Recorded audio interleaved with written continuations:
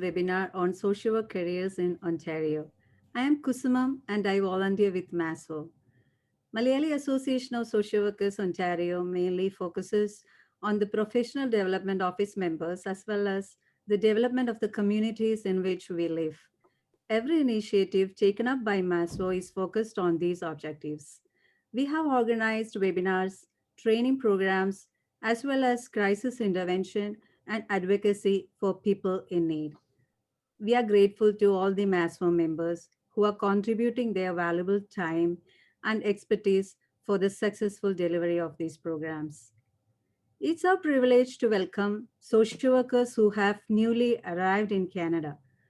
They bring amazing knowledge, skills, as well as fresh perspectives on professional social work practice, assisting them by way of resume building, interview preparation, and familiarizing them with Canadian social work practice are of the highest priority for MASO. Today's session on social work careers in Ontario focuses on social work settings, job opportunities, and various social work approaches in Canada. I am pleased to invite Mrs. Ramya Sundaran to moderate this session. Ramya is a registered social worker and currently working as a case manager with Canadian Mental Health Association York Region. She completed her MSW from CSI Bishop Appasamy College of Arts and Science, Coimbatore, India. Ramya completed bridging program for internationally educated social workers at Ryerson in 2017. Ramya has more than 14 years of experience working in the social work field. She worked for 5 years as a hospital social worker at Amrita Institute of Medical Sciences, Kochi, Kerala. She has 9 years of experience working in diverse fields in Canada, including housing supports, school board, and community mental health. Ramya is a very hardworking person and helps clients to achieve their goals through assertive engagement and client centered approach. I invite Ramya to moderate this session.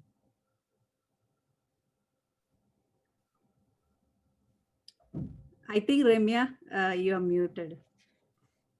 Sorry. Thank you. Thank you, Kusumam, for introducing me. Thank you, MASO Executive Committee, for giving me this opportunity to moderate today's presentation. I'm extremely glad to be the part of it. Warm welcome each and everyone for today's 90-minute session about Introduction to Social Work Career in Ontario. Land acknowledgement. We should like to begin by acknowledging that the land on which we gather is the traditional territory of Wendat, the Anishinaabe, Haudenosaunee, Métis, and the Mississaugas of Skagog, Hiawatha, Arderville First Nation.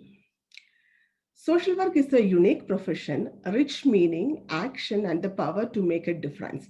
Social worker pull communities together, help individuals and families find solution, advance change in social policy, promote social justice, and foster human and global well-being. Social work is one of the established and dignified profession in Canada. Sorry.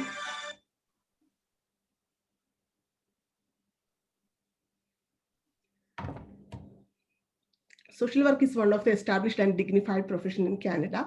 There are a number of internationally educated social workers are working in the various settings of social work. The purpose of today's presentation is to provide an overview of social work practice in Ontario, particularly for the new migrant social workers who decides to build their career in the field of social work. Today, to conduct this session, we have a great panel of speakers: Ashit Dev, Priya Mary Abraham, Sritisha John, and Abby Thomas. The topics we have today are scope of social work practice, different social work settings, professional development programs, and anti-oppressive approaches to social work practice. Let us begin with scope of practice by Ashit. A few words about Ashit. Ashit is working as a social worker with LIN in a hospital setting. Ashit has her master's degree in social work from Delhi University, and also she has a post-graduation certificate in autism and behavioral science. Ashit has experience working as a social worker in a YMCA and school board. She moved to Canada in 2016. Over to you, Ashit. Thank you, Ramya, for the introduction, and thank you, Maso team, for setting up this session. In my presentation, I'm going to focus on the scope of social work practice, as well as how to apply for the licensing and registration. Social work is a practice-based profession based on theories of social work, social sciences, and humanities. As a social worker, it is expected that while working with our clients, we're giving them their respect, that we're constantly pursuing justice. And the way to achieve that is to apply the learned theories of social work into practice using an anti-oppressive lens.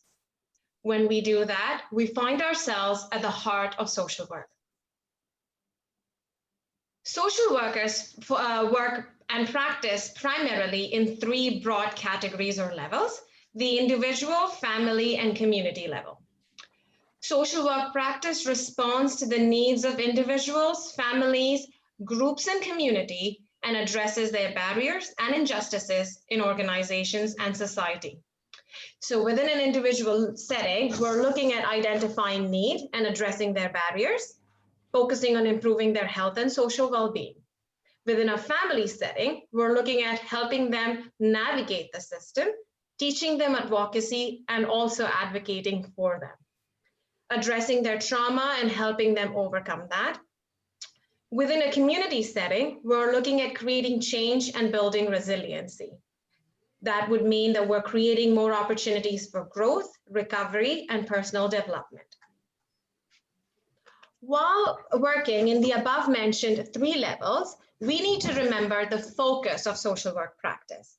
That is cultural, political, and social. We must remember that everyone comes from a different cultural background. Our culture defines how we respond in situations, especially in crisis. So as a professional, we must ensure not to let our political ideologies come in the way of providing intervention.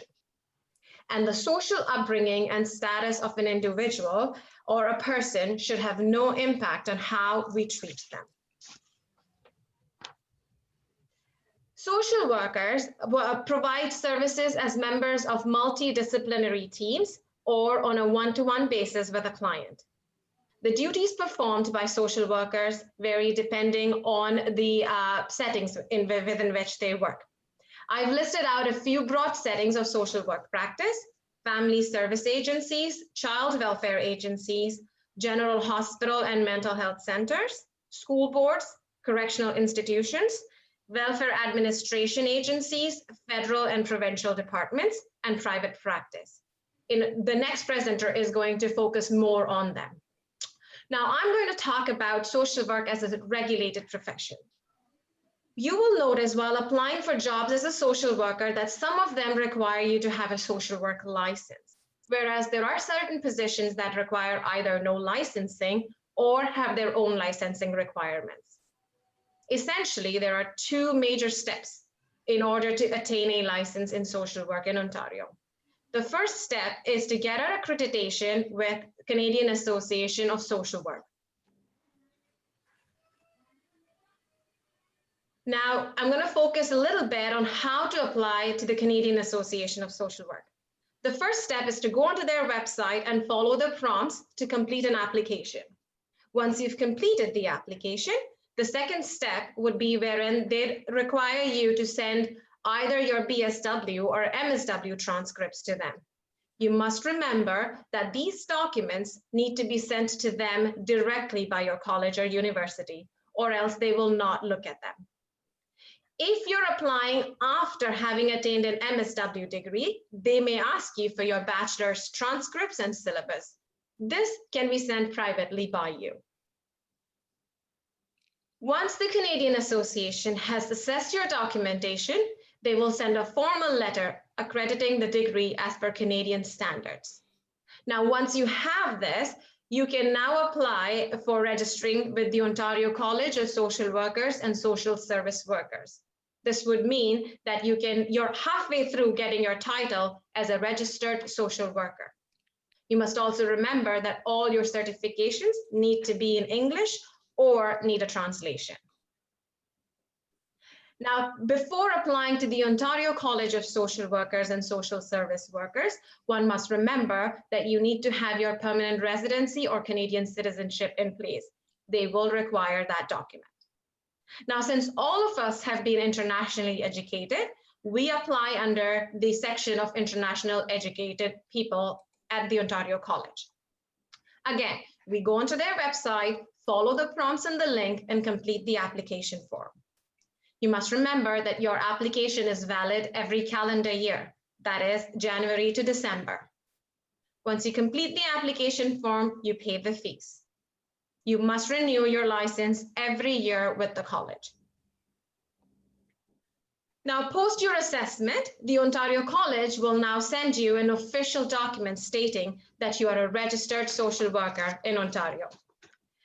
Now, one must remember the importance of being a licensed professional. It means that we are held accountable for our decision-making at all times. Therefore, we must uphold the ethics and integrity of our profession to the highest standards at all times. Now, just because we have our license and registration does not mean that's the end. We must continually grow and constantly look at learning new things, new concepts, and all the new ideologies being presented. The best way to do that is by completing your continuing competence program. You must maintain your competency by demonstrating commitment to professional and ethical practice. This would include people who are not currently practicing or are in an inactive class of certificate of registration, or on maternity leave, parental or sick leave, or people who registered later in the year. CCP is self-directed, which means that there are a wide variety of learning activities that count towards your fulfillment of your learning goals. You can be audited anytime. You must maintain your CCP records for 7 continuous years. Thank you.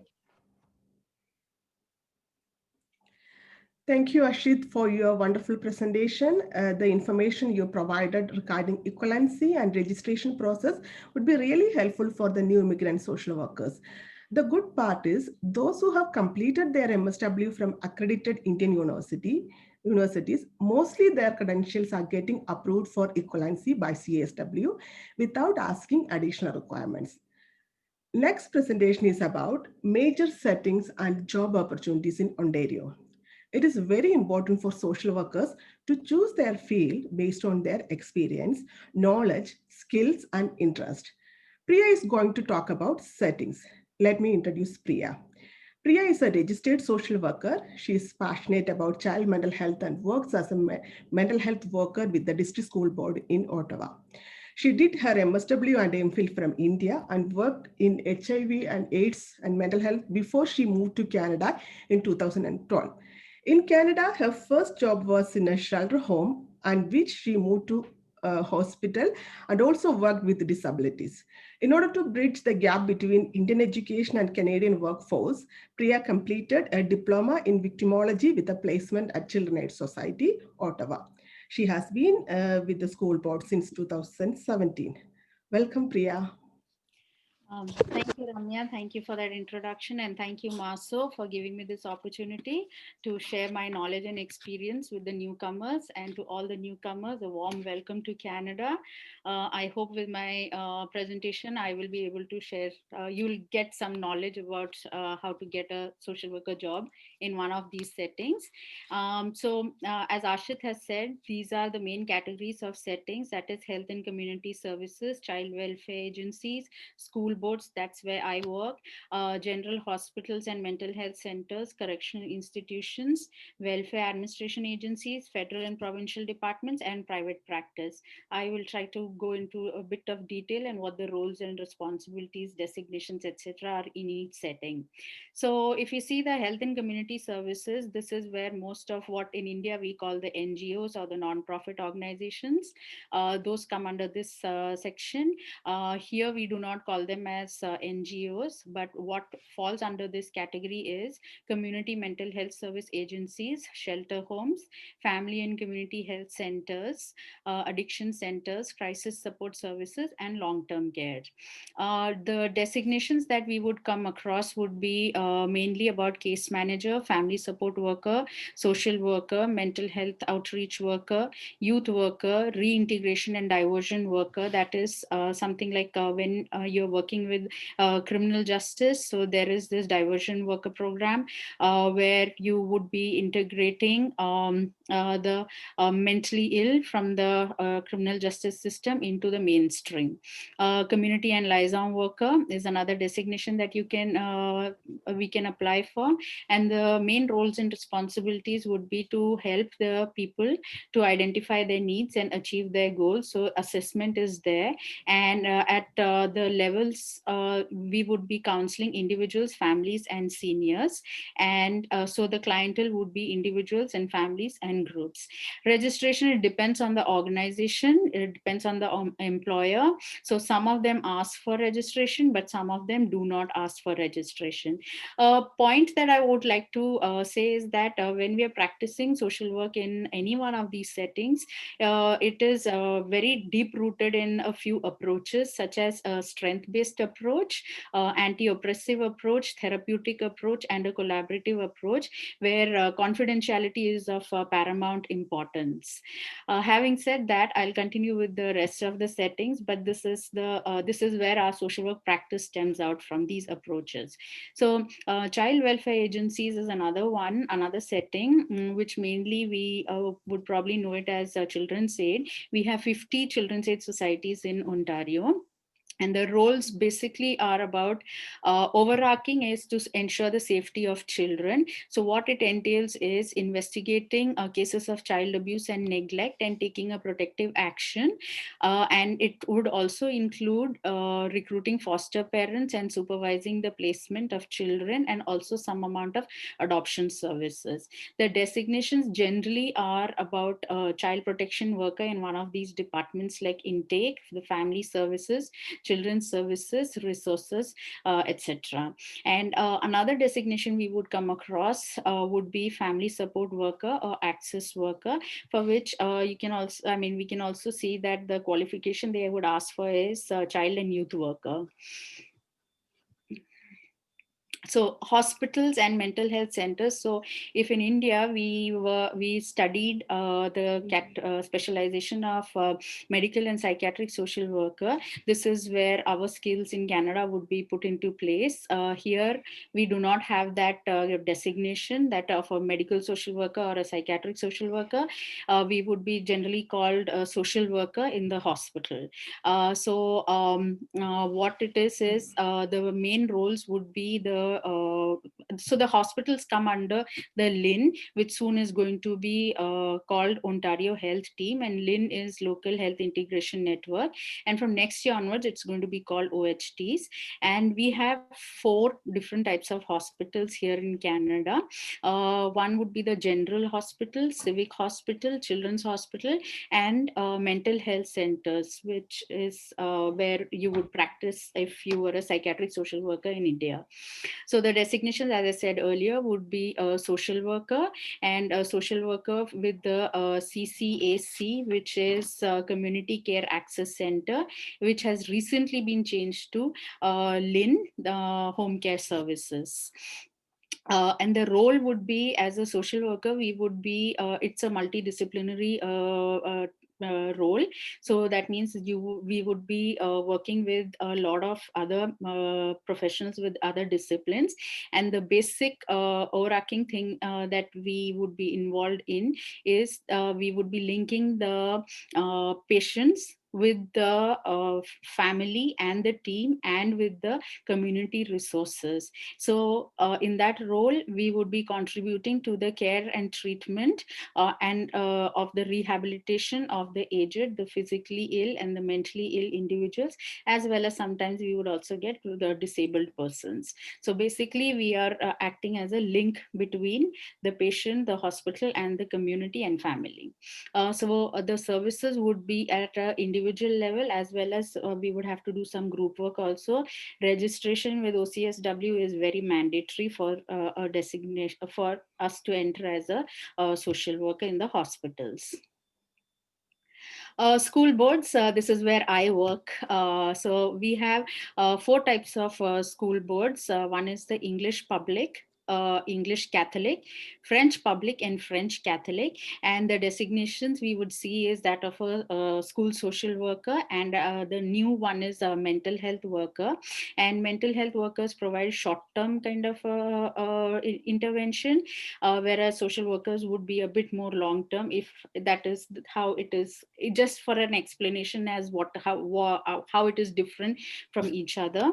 And the services that would be provided would be at an individual level, group level, and with families. So the basic responsibility as a school board social worker would be, basically you have to ensure ensure the academic success of students. So for that purpose, we would be working with the teachers, we would be working with the families, the school.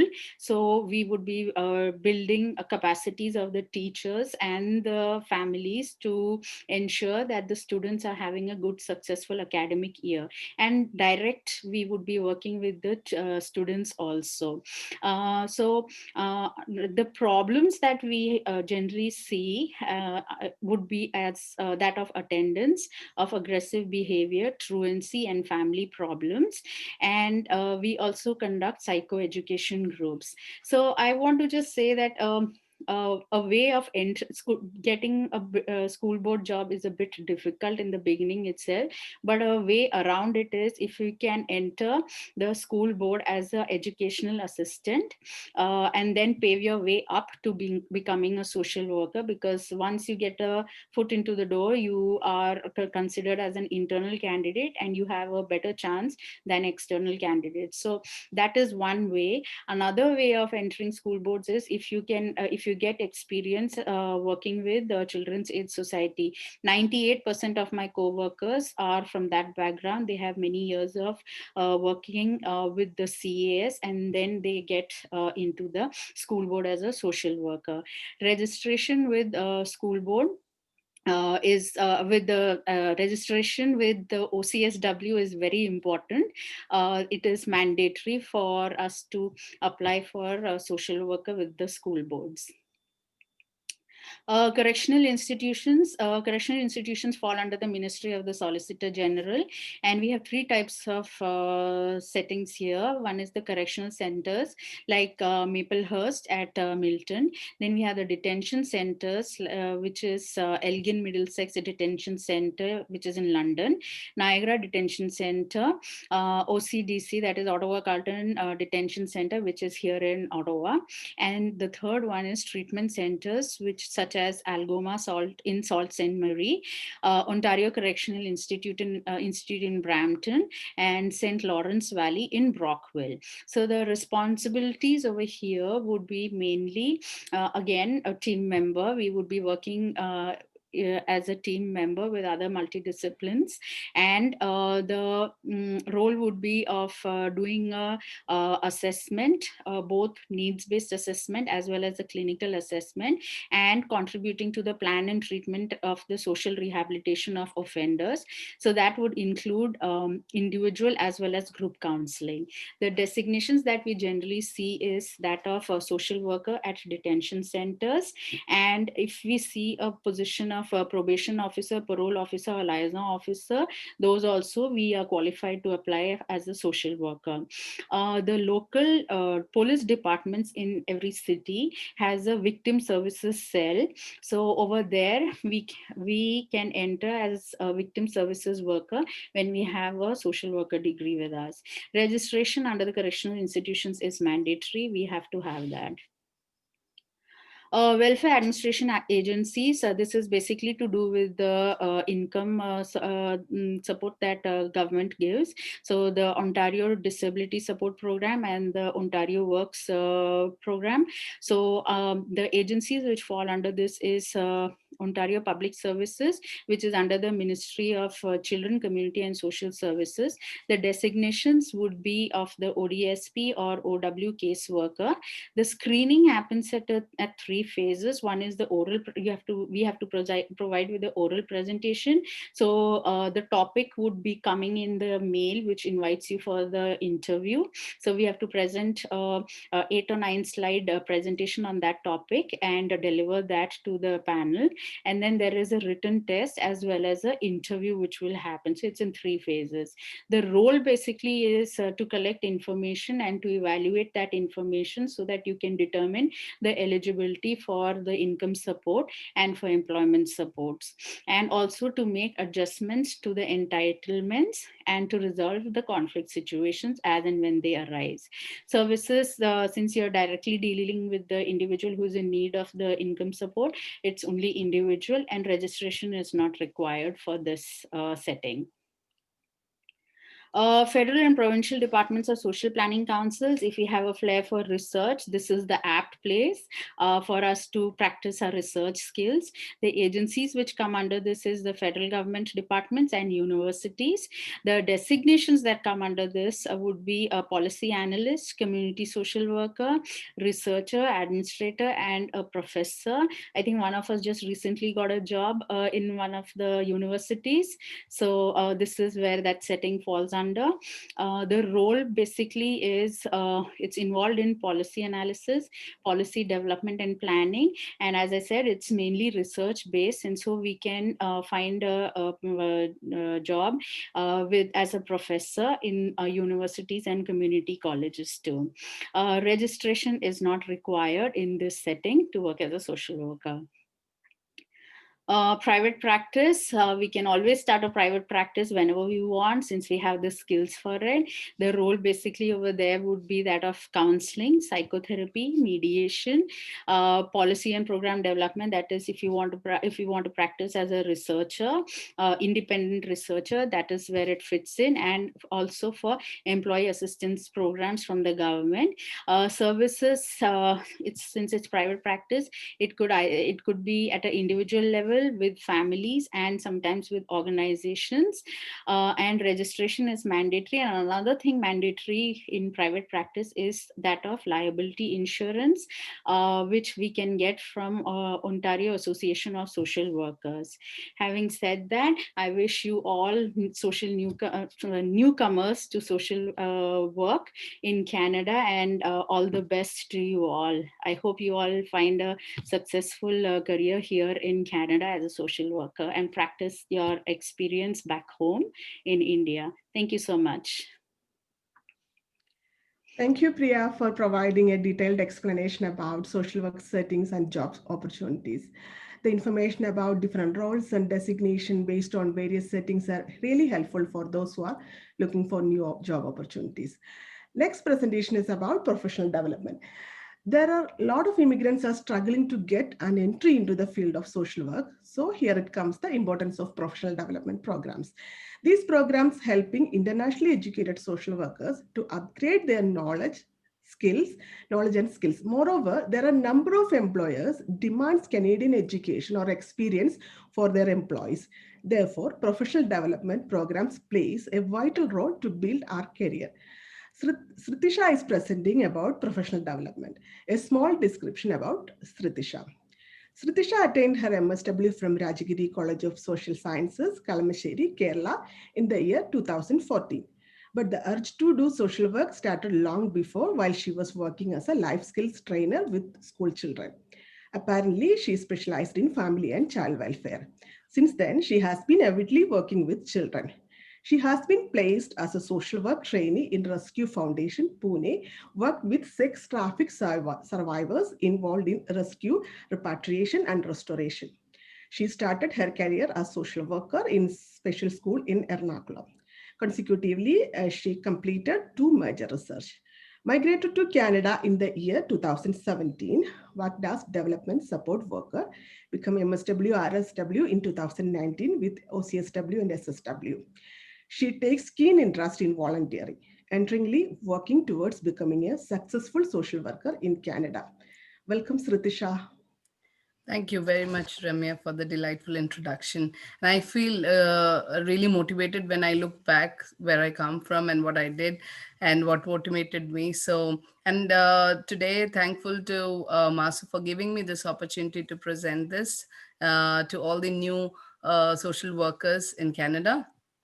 And I hope after this session, after the whole presentation, we take home a lot of vital information to reach our expectation of a social work job. So to begin with, social work is a dynamic profession requiring you to stay current in the field. Apparently, when we migrate to a new country, the learning never ends.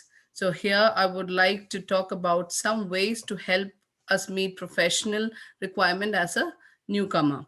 There are mainly three ways of professional development for a newcomer, that is bridging programs, skill development, and continuing education. Starting with bridging program. Bridging programs are designed to bridge the international training and experience with access to the support we need to get a license or a certificate to work in our profession or trade in Canada. Through bridging programs, we can also get an assessment of our skills, so where we need to upgrade our skills or what improvement we do have to make or what all skills do we already have, so that we get an understanding of our own skills. So speaking about bridging program, the most renowned one is the Ryerson University. So in partnership with a school of social work, they have introduced a program, a certificate program in Canadian social work practice, that is Internationally Educated Social Workers Bridging Program since 2005, and they ace at it because the figures shows that like 89% of the graduate of this program have been hired in good social work positions. And interestingly, we have Maso have a huge number of members who are the alumni of this particular program, and I'm happy about that. So, and getting into the details, the duration of this program is 10 months and 2 months of field placement. The requirement of this program is you need to clear a written test and the language proficiency assessment to see our language proficiency, to waive our language. So, and due to the COVID-19 the pandemic, the classes are going online, and the further details are in the website, which I've posted in the presentation.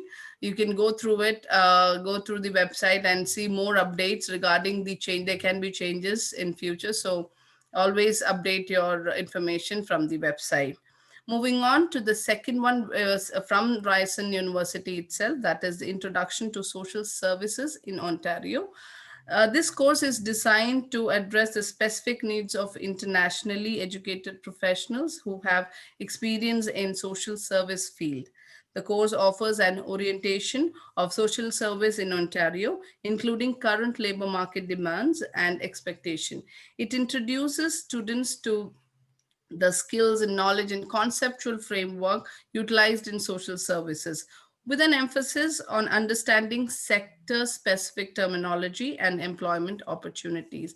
And the requirements for admission is you must be internationally educated professional with a university degree in social work plus a minimum of 1 year paid social work experience, or university degree in a related discipline, a minimum of 2 years of paid experience in the social service sector.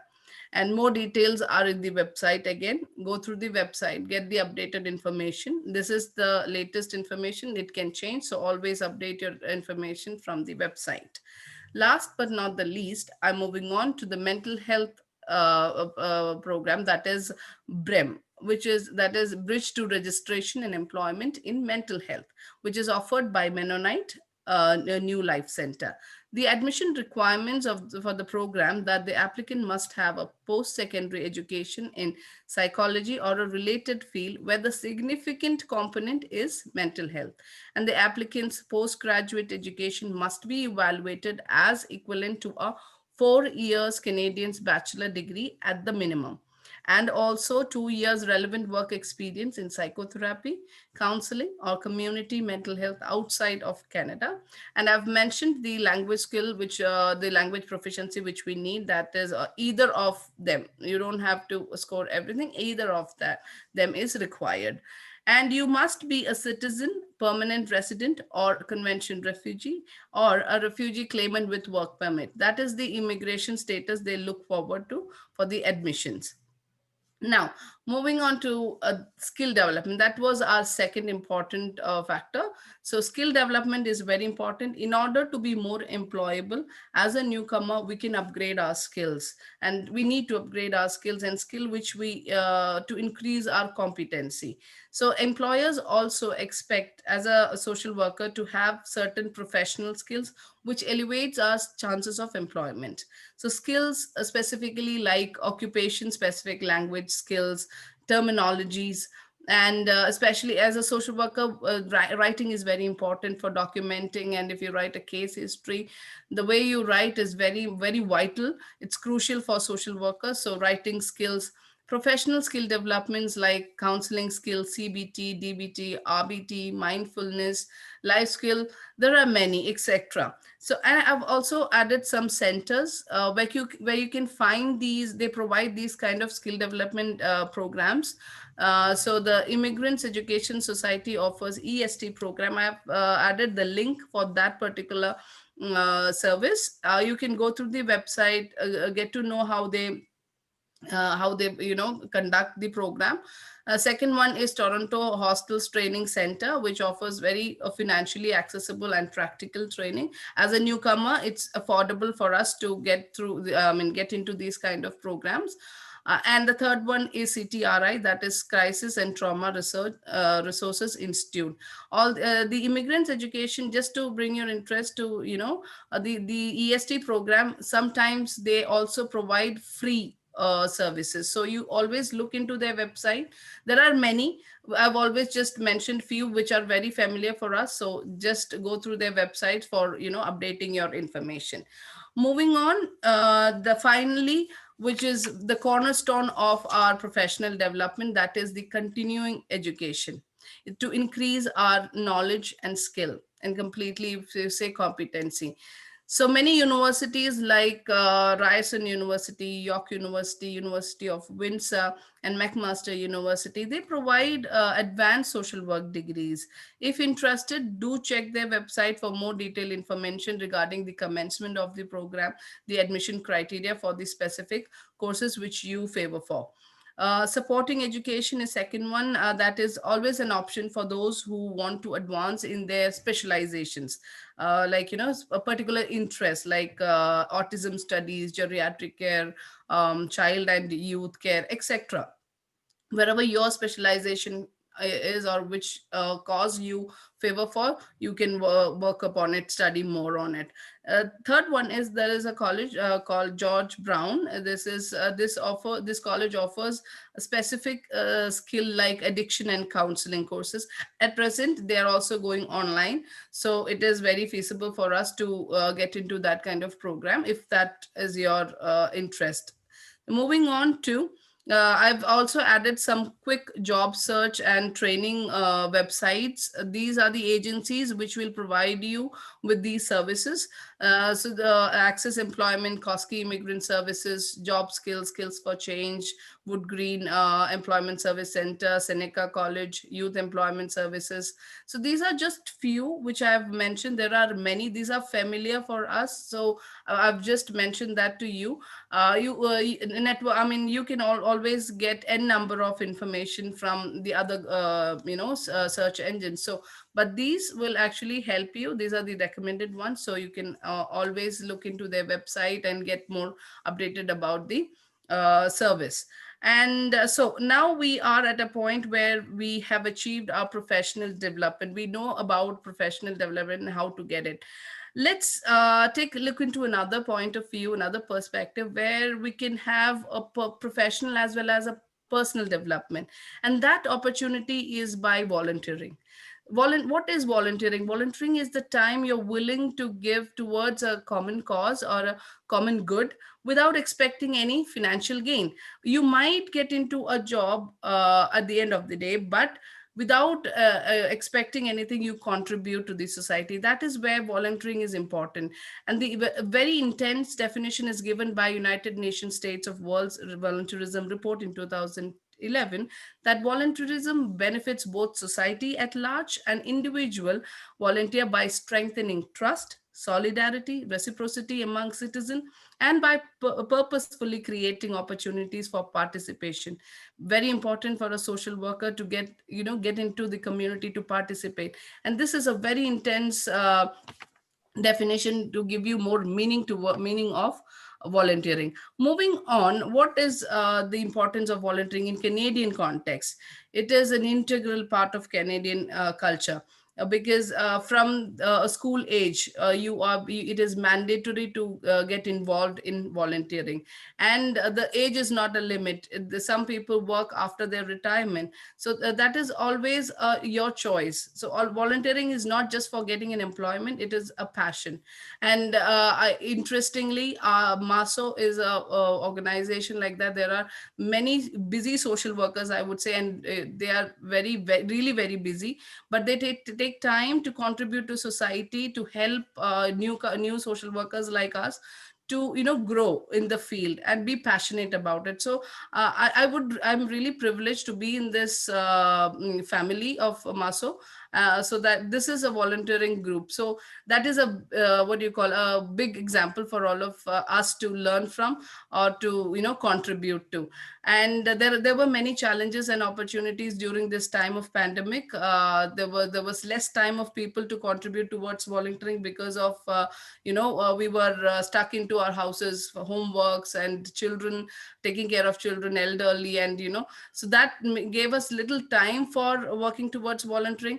There was a temporary suspension happened because nowadays volunteering is not prevalent as it was. There are organizations who have suspended, some have cancelled, some programs have gone online also. So that is not stopped, it is not the end. We always have the opportunity.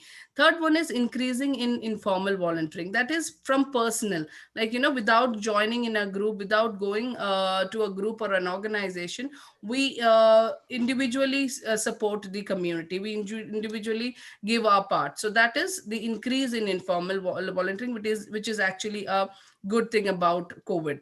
So moving on, so there are three main benefits as a volunteer. That is building our network, gaining a Canadian experience, and increasing the positivity.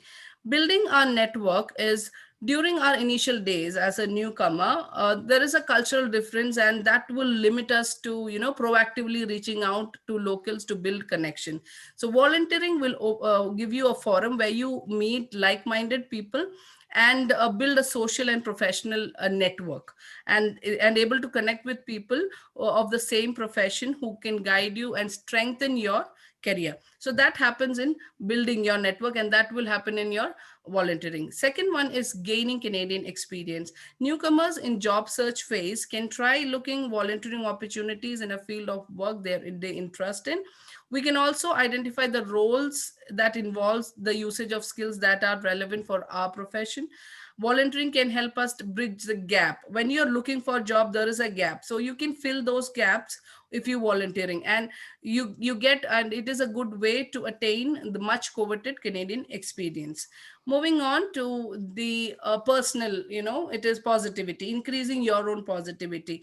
By the volunteering also helps us to develop empathy and compassion, gather some more positive life experiences. As a newcomer in a foreign land, we all know, away from family and friends, Sometimes it's easy to feel low, it's easy to feel homesick, alone, isolated, right? So in that particular phase, it is volunteering always gives you a chance to occupy yourself in involving community activities, and it's a good way to take care of your mental health well-being. And now volunteering is also a better way to discover a new interest. You never know what you can do, so there it is always a discovery of new interests, new hobbies, new skills.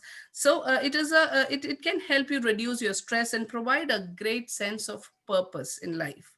And moving on to how you will find, now there is a question like, how will I find the opportunities in Canada?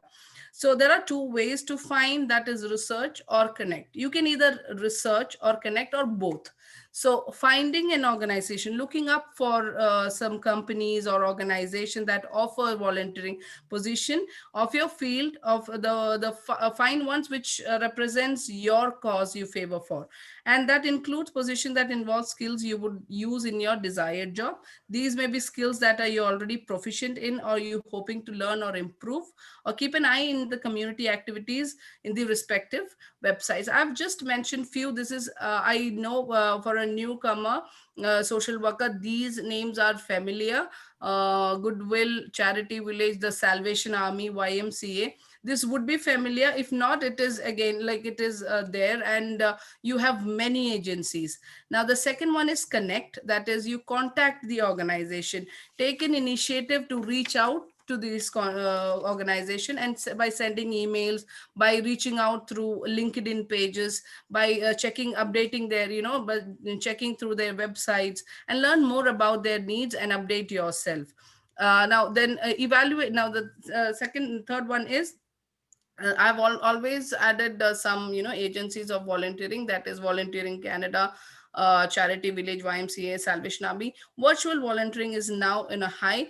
COVID-19 chat respondent, that is happening, working through around the Scarborough and Brampton area. It is by Certified Listener Society. It is again on hype right now. They need volunteers. So if you're looking for volunteer opportunities, they require volunteers. Big Brothers and Big Sisters in London, Children's Aid Society, and many more. This never ends here. It is you can find many more agencies who are still presently need volunteer. They provide volunteer opportunity. Now, so in conclusion, I would like to say just giving back to community is usually well regarded and valued in Canadian society. As a newcomer, volunteering is a great way to integrate ourselves into the community, get to know the local culture, and even improve our chances of finding paid employment.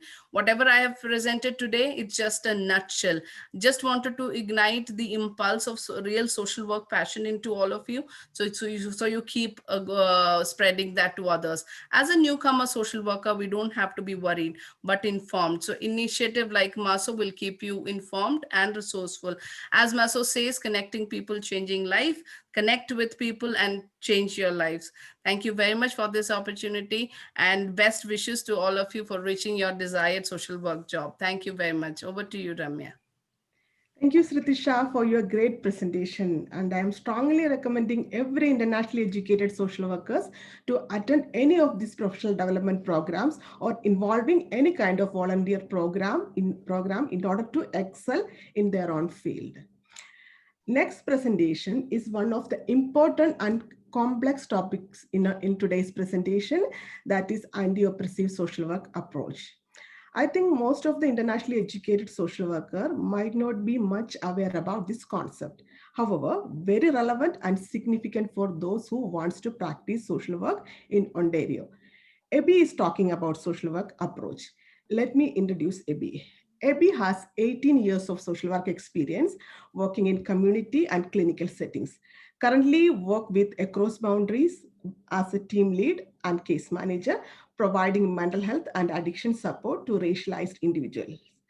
Abby is a strong proponent of anti-oppressive practices in social work and utilizes narrative-based, solution-focused, and client-centered approaches in his practice.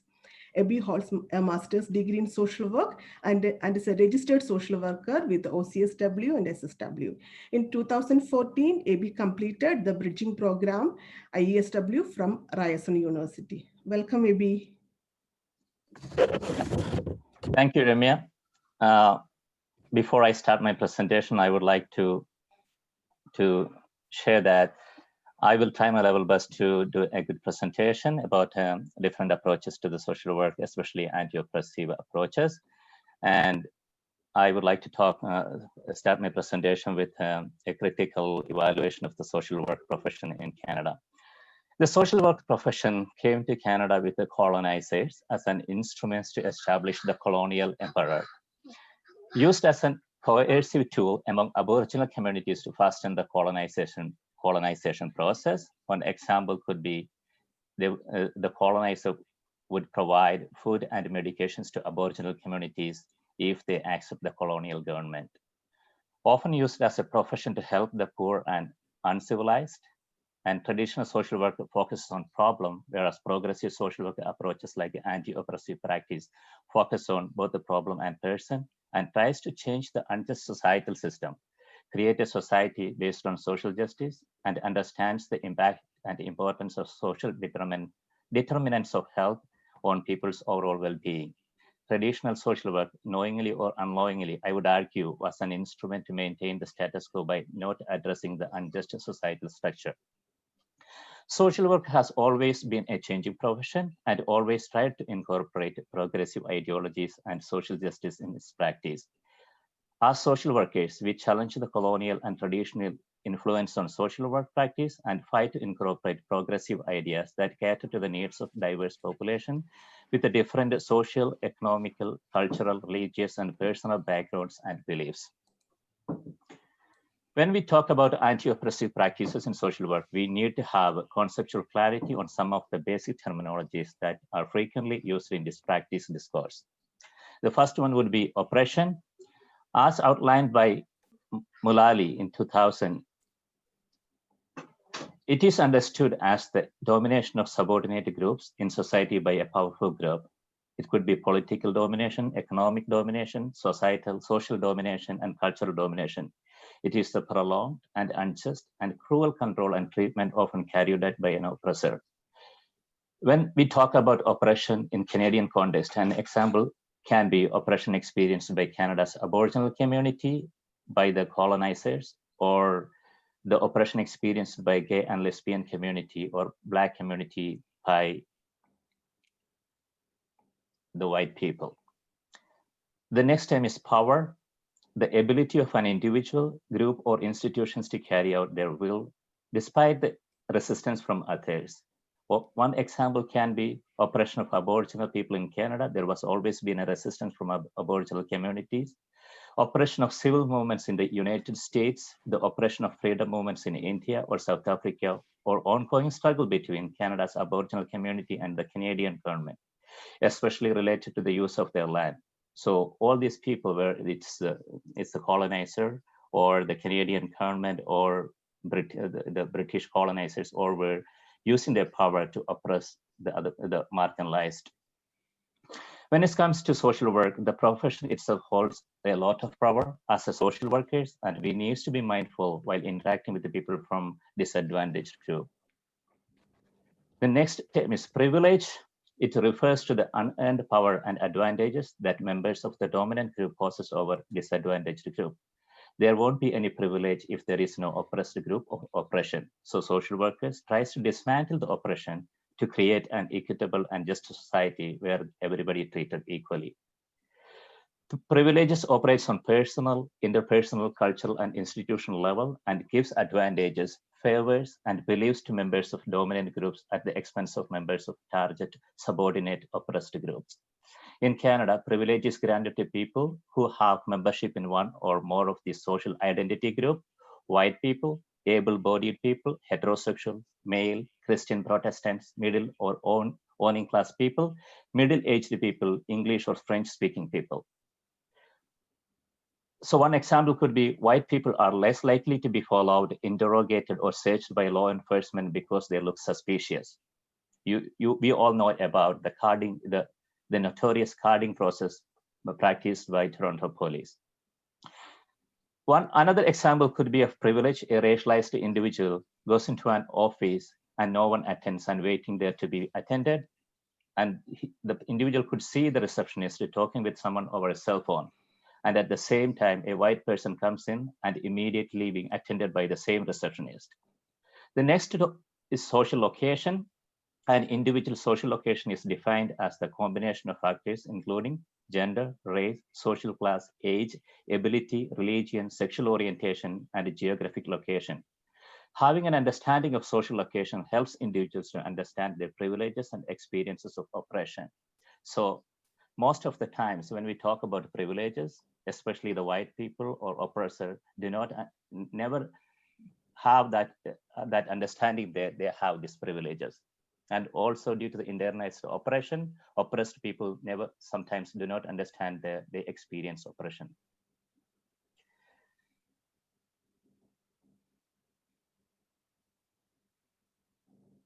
So the next is microaggression.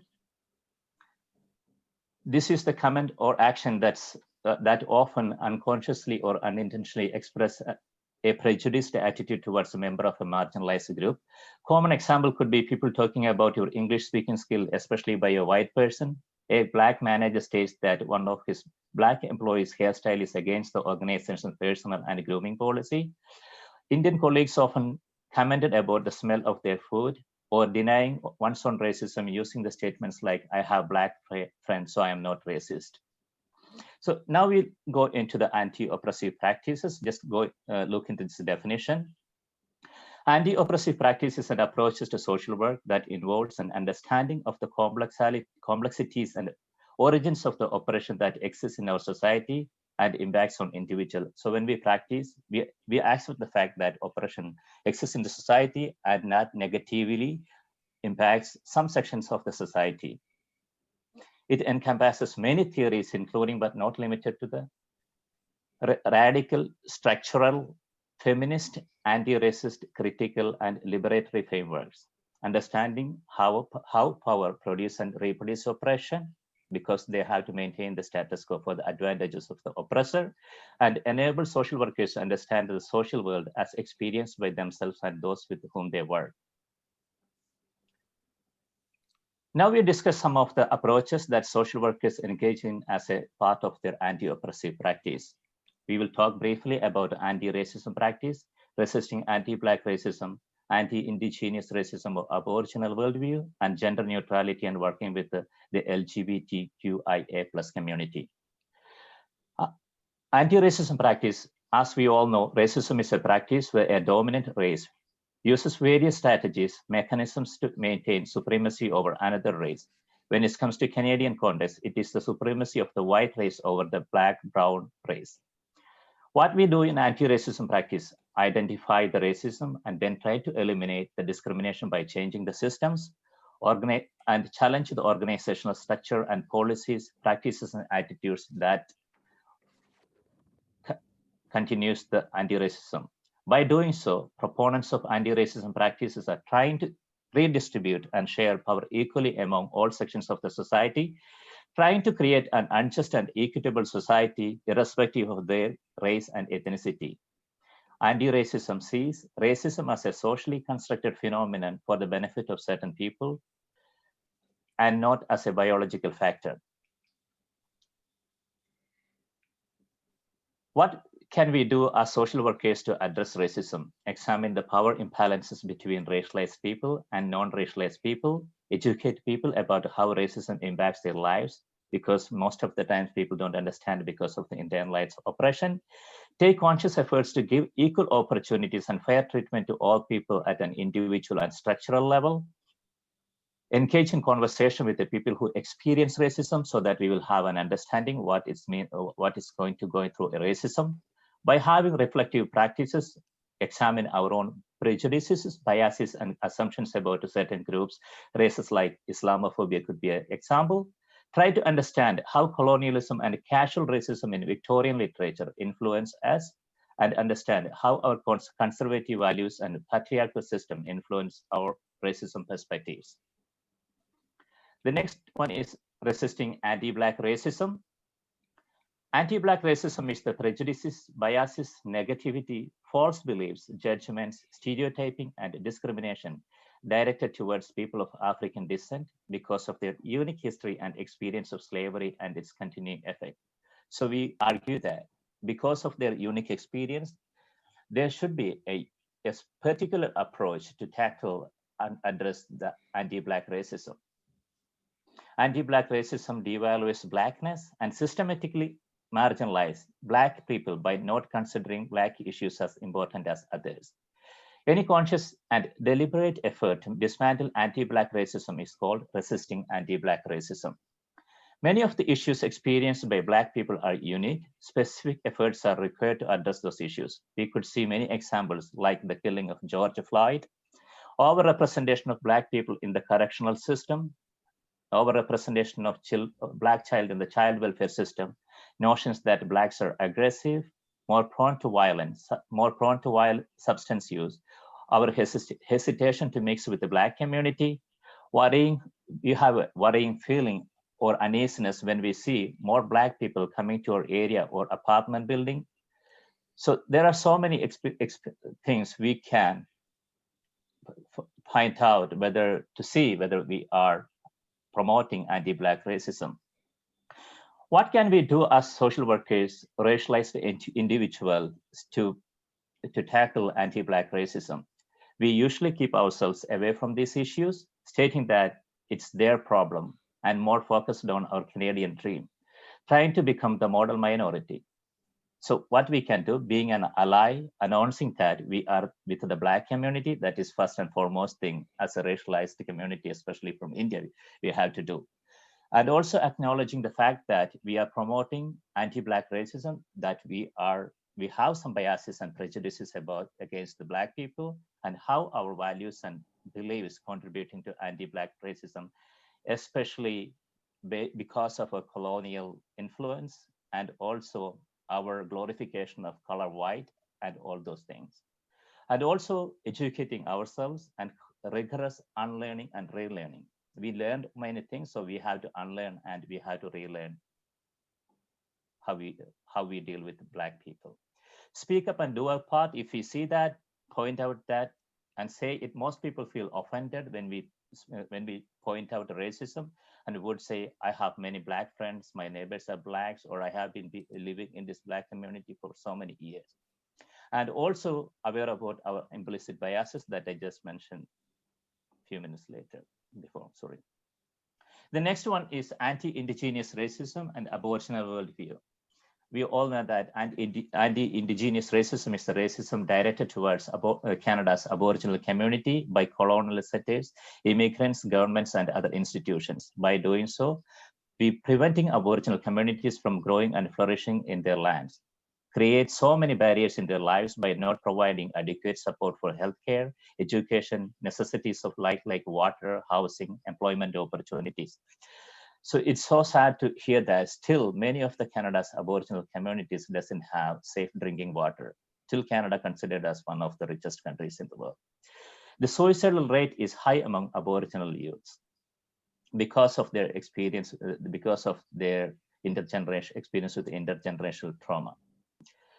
Working with the Aboriginal community, what we can do as social workers, we do not jump into conclusions, need to understand the underlying issues, the traumatic experiences that endure during the residential school system. And we also need to be mindful about the intergenerational trauma our Aboriginal communities are going through. Understanding the connection between Aboriginal people, their land, and their worldview is very important because many things Aboriginal community do, whether it is spiritual or anything, it has a strong connection between their land and their worldview. We also need to understand how colonization impacted Canada's Aboriginal communities' lives by enforcing many assimilation and normalization practices like the residential school system, religious indoctrination, cultural devaluation, 60s Scoop, and Indian Act. The next one is gender neutrality and working with the LGBTQIA+ community.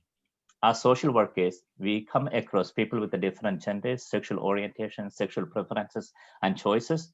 Social workers have a professional and ethical responsibility to be non-judgmental towards people with the different sexual orientation and preferences. It is important to have a clear understanding of what the acronym LGBTQIA+ stands for. And this acronym is always changing as our society becomes more inclusive, progressive, and knowledgeable on the rights of the LGBTQIA+ community. LGBTQIA+ stands for lesbian, gay, bisexual, pansexual, transgender, genderqueer, queer, intersexed, agender, asexual, and all ally community who stands with the LGBTQIA+ community. Gender neutrality is the idea that policies, language, and other social institutions and social structures should avoid distinguishing roles according to people's sex or gender. For example, using partner instead of wife or husband, parents for father or mother, siblings for brothers and sisters, he and she for male and female. Gender neutrality avoids discrimination arising from the impression that there are social roles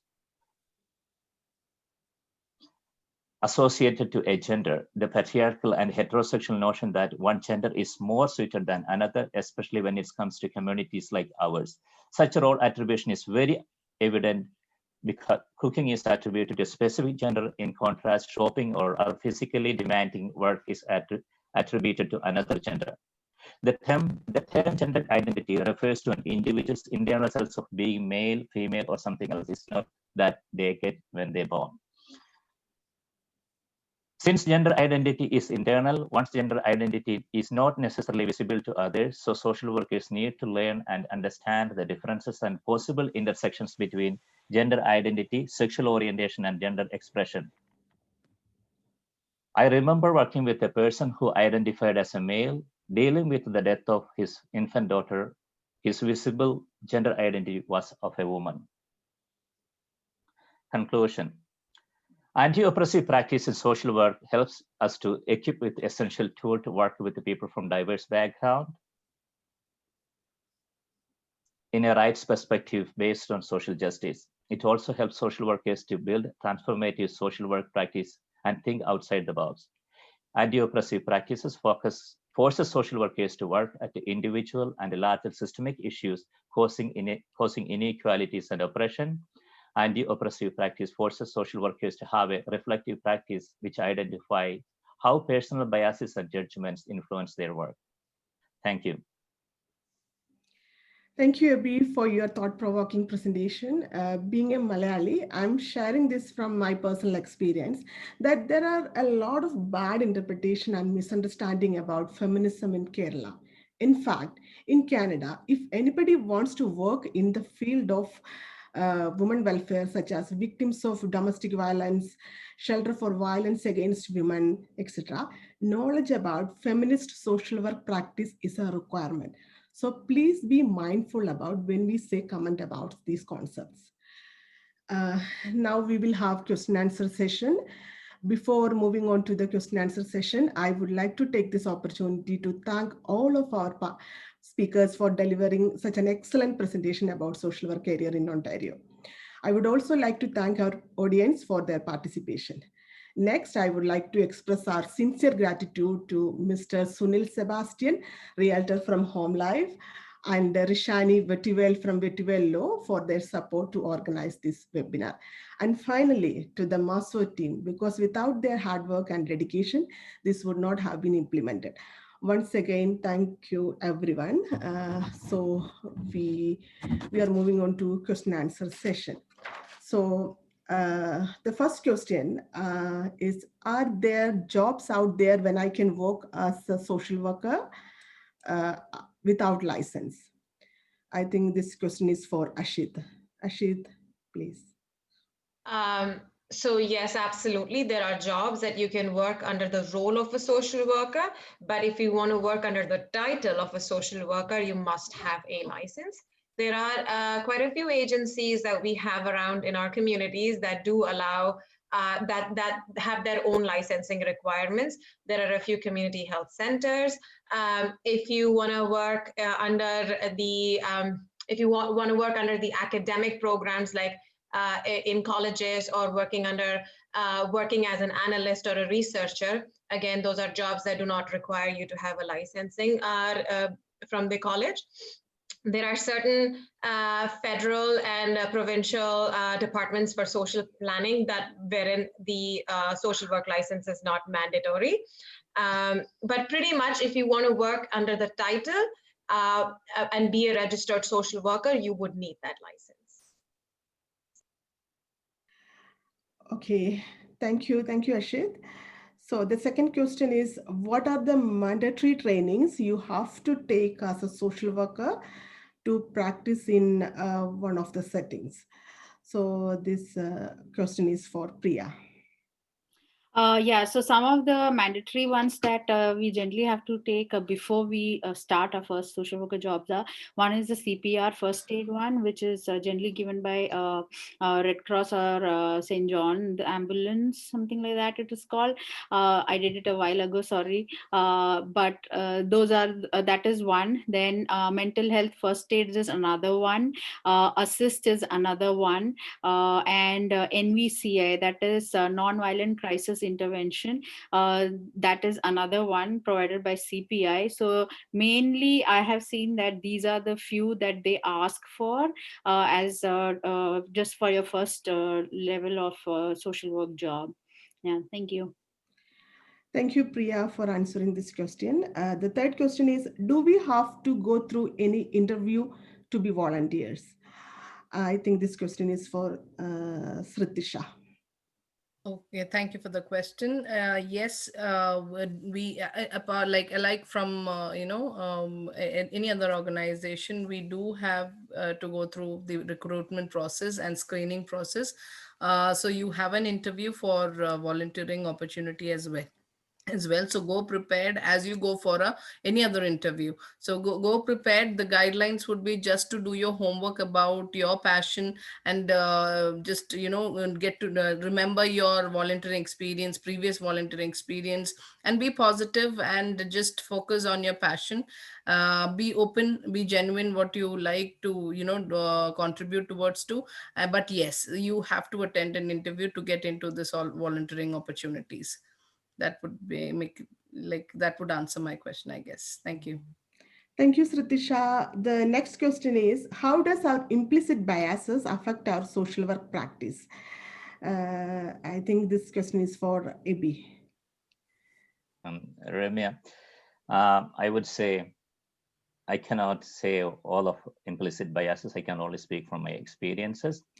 One example could be when my son was in grade 2, his teacher called us and told us that he is having a friendship with a black student. That is not good.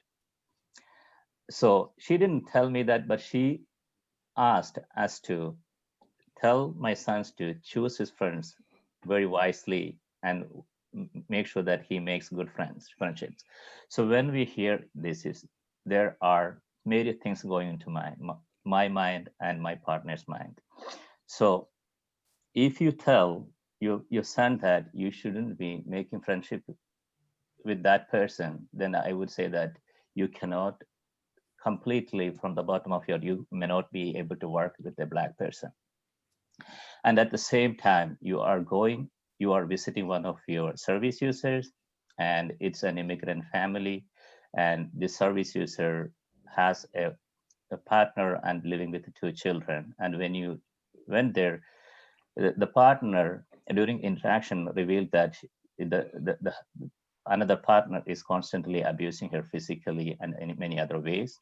And the partner is the only breadwinner. And if anything happens to the family, the mother and 2 children may not be able to afford the rent. So how do you approach that situation? Like many social workers, because of our influence of patriarchy and the assumption that there are certain roles assigned to certain people, we would probably ask that female to just probably you just see a couple of days and how things are going to work. I'm going to talk to the person. These are some of the examples I would say, like our biases from a patriarchal male dominated society would influence the way we work. And I welcome, I welcome everyone if you have any more example or more insight into this question to share. Anybody would like to share anything? Okay, there are a couple of questions in the chat box. So there is one question regarding social worker position in school board. The question is how to apply for, the question is from Jilu, how to apply for educational assistant positions. 1 minute. Apply educational assistant position. What to focus on resume building for educational assistant position? I think Priya can answer this question. Yeah. Yeah. So the way of entering, applying for a education assistant position with the school board is all the school board positions are advertised through a website called Apply to Education. So we have to enter that and create a profile of us and upload a resume over there, and then keep an eye on the desired position that we want. If coming to with specific relation to the EA position, it's always posted because EAs are in real demand all the time, and in fact principals always have a complaint that I'm not getting enough of EAs.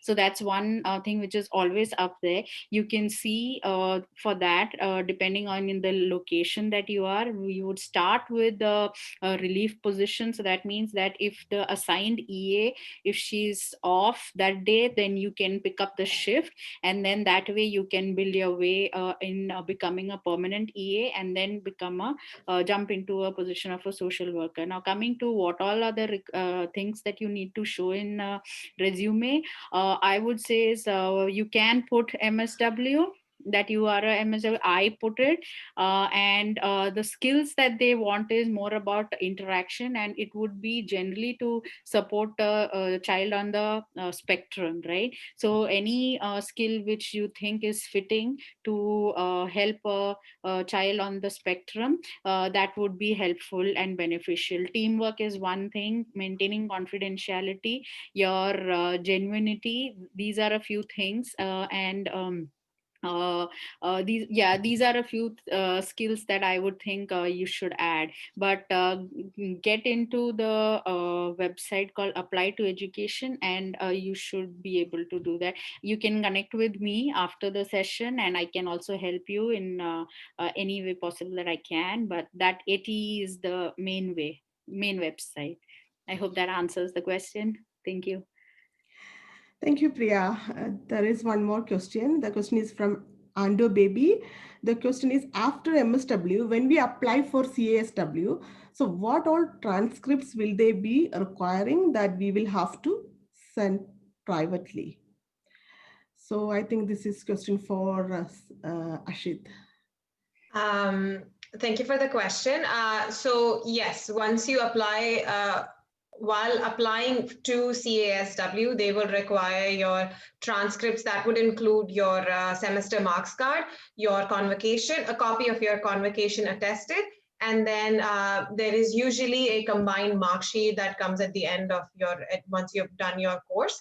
All of those documents, when you approach your college or university, a lot of them are already apprised of the process to apply. So they already know what needs to be done. It has to be in an envelope. It has to be sealed properly.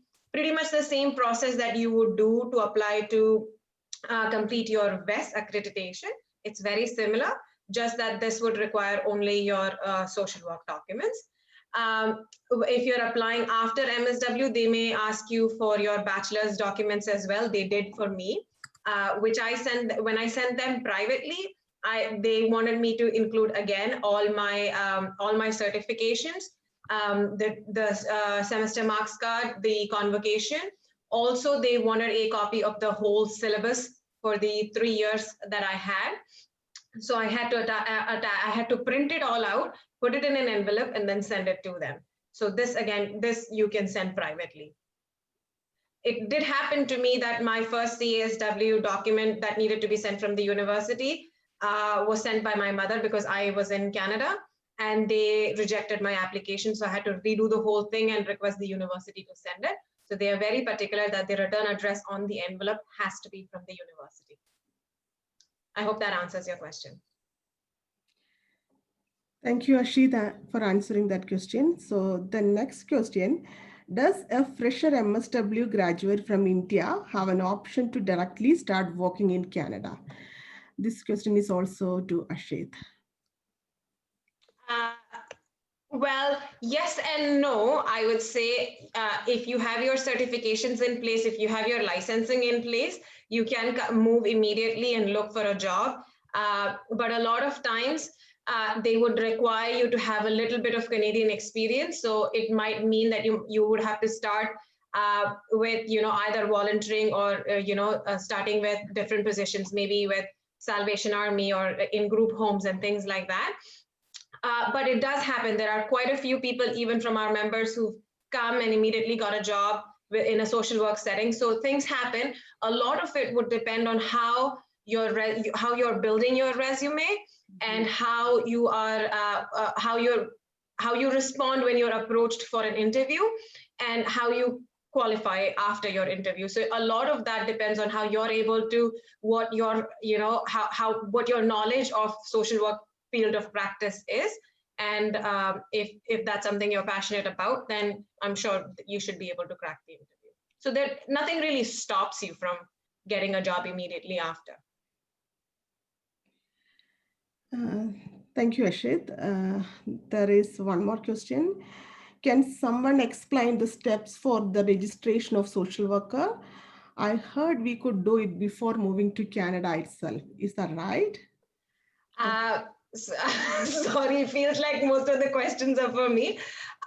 Yes. But yes, it goes absolutely. If you're applying from India, if you already have your permanent residency with you, you can absolutely apply to both CASW and Ontario College, because it does take a few months for them to respond to you.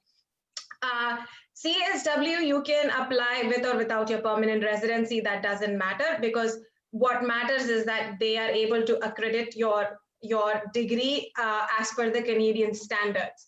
So that is a mandatory thing, and you can absolutely apply from India. And if you already have your permanent residency, go ahead and start your application for the Ontario College as well. And pretty much by the time you're here or before you move, you can have your licensing in place. It does save time, so absolutely you can. Yeah, thank you, Ashit.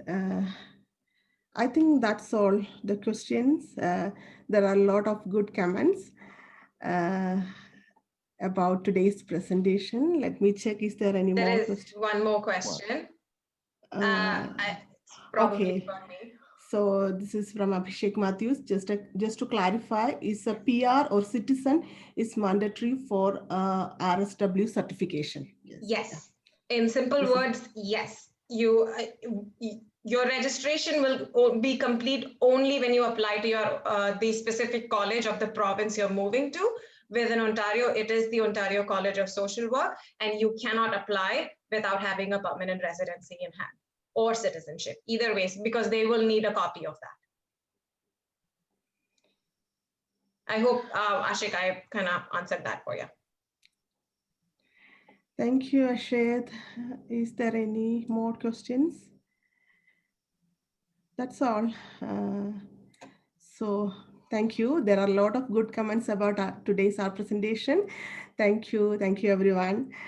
So if anybody need any more clarification, so you can email to maso@gmail.com. So any of our executive member will get back to you. Okay, thank you. Anybody would like to share something?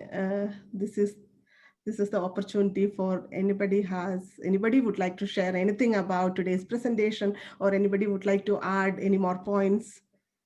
So we have 4 more minutes.